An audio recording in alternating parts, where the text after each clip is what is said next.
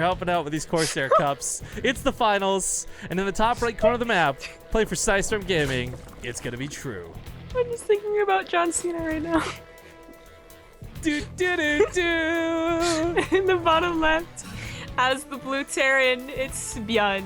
I know what you're referring to, but this stream doesn't, so I'm not going to. It's R-rated.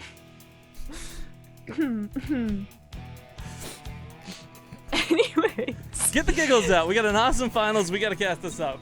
Now, True has actually been proving to be really good in Legacy of the Void versus Terran. He's got the late game figured out. He seems to have the mid game figured out. His weakness still seems to be a little bit of early game play, but shy of that, he's got the matchup down pat to the hive tech.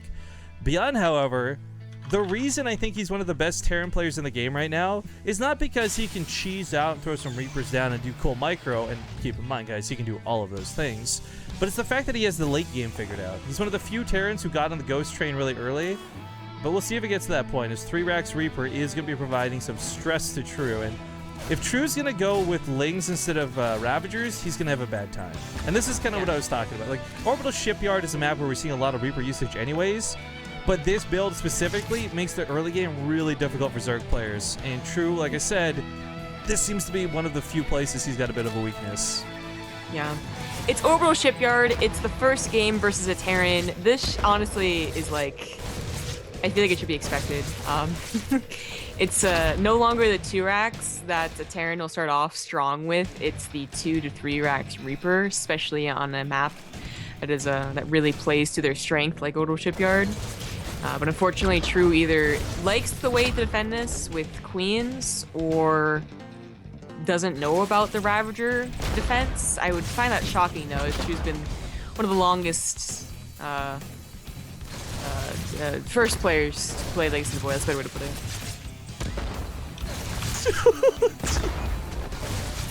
Sorry, while this is going on, we've got some pretty crazy shit going on in Twitch chat. Unfortunately, hits one of his own Reapers. Grenades are looking for some more hits on these Lings as he continues to run around. Speed is normally, in the past, like the anti-Reaper option, but as you see, grenades even help one of these guys hop out of danger into the safety of the low ground. I wish we could show Twitch chat in game, just because I feel bad anyone who's watching this VOD is not going to appreciate the chaos that's happening right now. Reapers do get caught a little bit in the middle of the field, but there's still a lot of them in play, so I guess one of the things is True did actually hold this with Speedlings, which is impressive, but unfortunately, due to the pressure, wasn't able to throw down to 3rd. So layer tech on 2 bases is not crazy bad, but it is not as good as having 3 hatcheries down going here. She said good day. She said good day! Goodbye, Olivia! Bye forever. Yeah, so 2 base layer, like you said, not a bad idea. But ByuN, with 3 CC, if he defends whatever this layer is going to be, and with 2 Evo Chambers, it does look to be Mutas, not something tricky like a Sulky Nidus or whatever, he'll be so far ahead in this game. It really will just come down to the defense. He didn't waste any time with Hellions. He didn't waste any time following up the Liberator.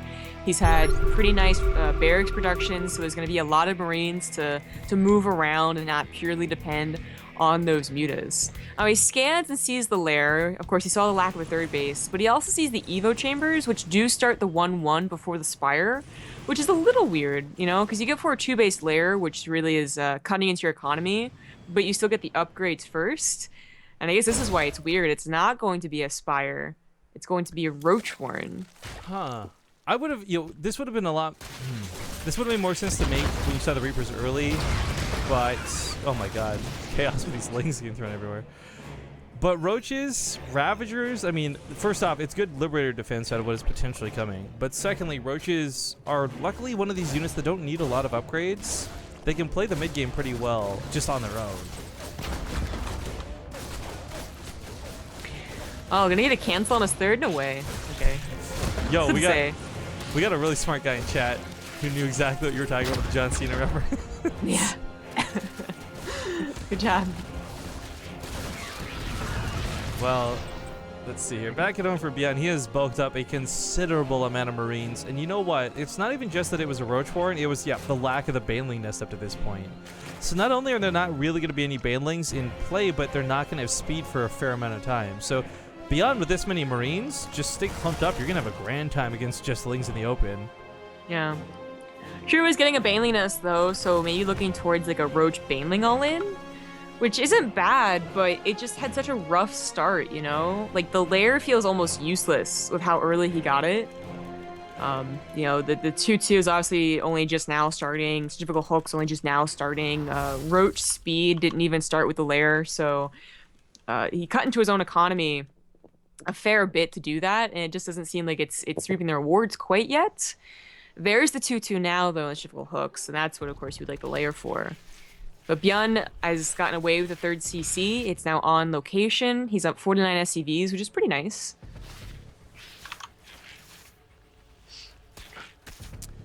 Well, the scary thing about this, right?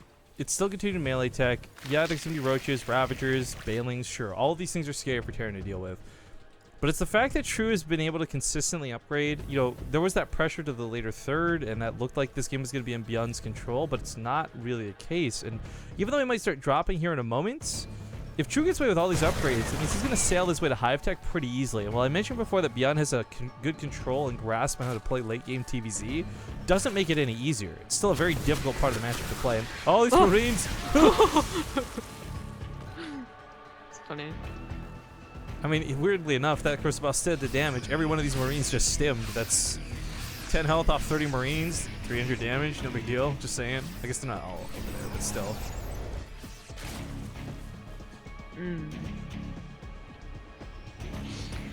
Creeps are looking pretty good for True. That will help buy him some time, but not on the left side where ByuN was attacking. Oh, the focus fire over Banelings and kills is pretty cool. Yeah. Medevac's gonna pick up and scoot out of there, but just addressing something really quick. We shouldn't read chat while casting. If that was the case, then we would just go be YouTube stars, guys. Like, 900% of the reason we do this live isn't because it makes more money or anything like that. It definitely doesn't. It's because we get that chat interaction. It crazy kills me that we have to use a stream delay because that takes away from it. But yo, if we couldn't have our friends in chat with us while we cast StarCraft 2, I wouldn't want to cast StarCraft 2, to be honest.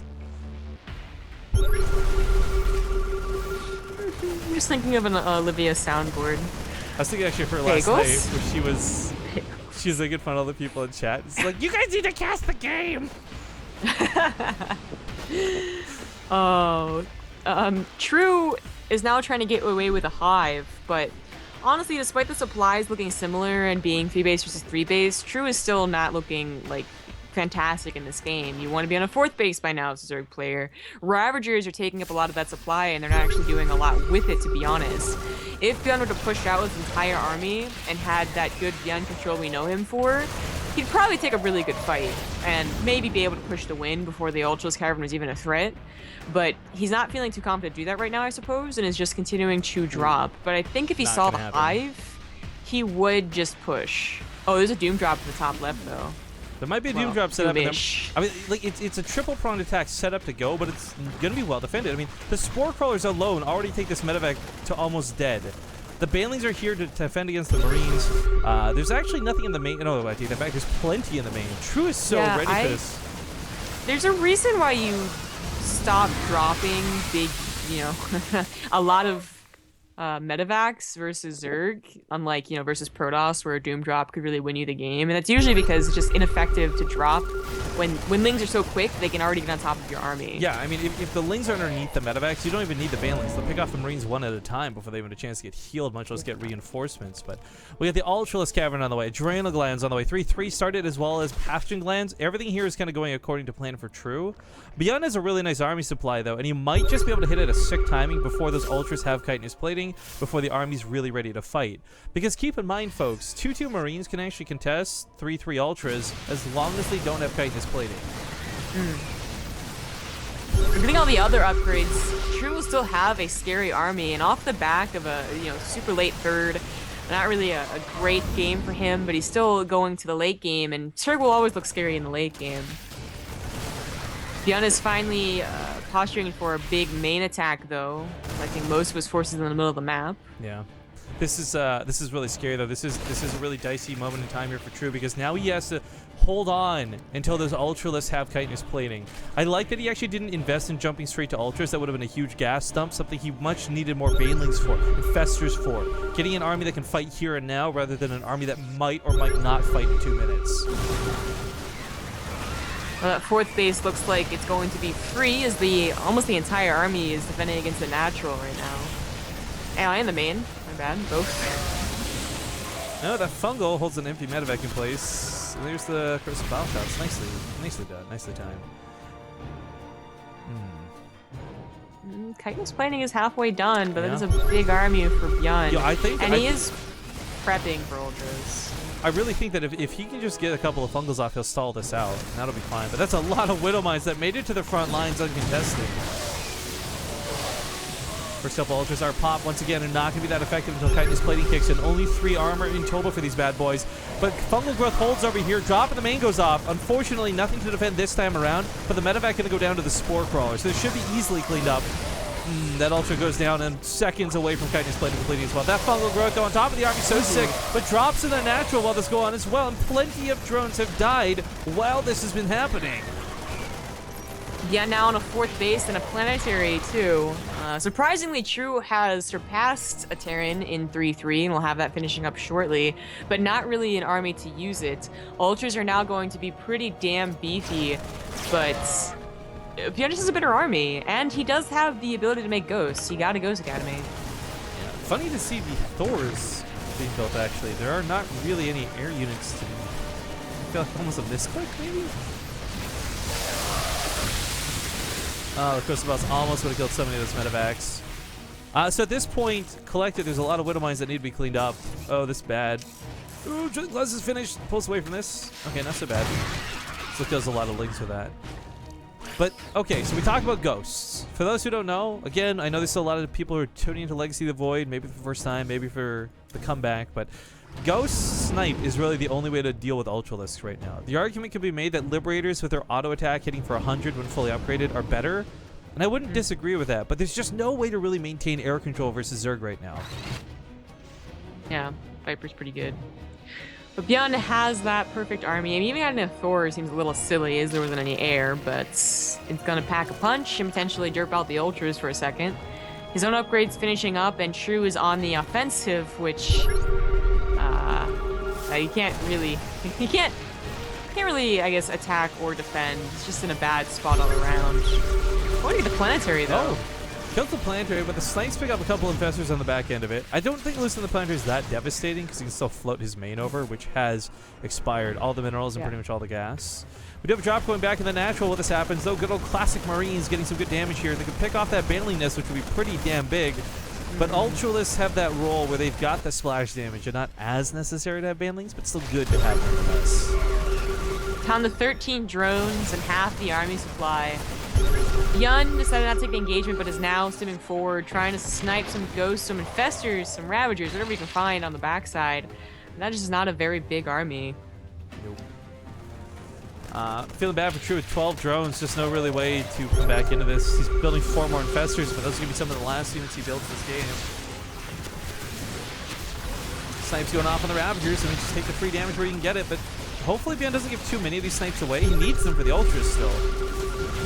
3-3 Ultra with chitinous plating will roll through Marauders, but not when they soak up all the Widow Mines and all the snipes, and now True's got nothing left to fight this army with. I'll just go down, and that's it for True in game number 1. ByuN looking fantastic. I forgot I could totally put ByuN's name back on the overlay. Didn't think about that. My bad.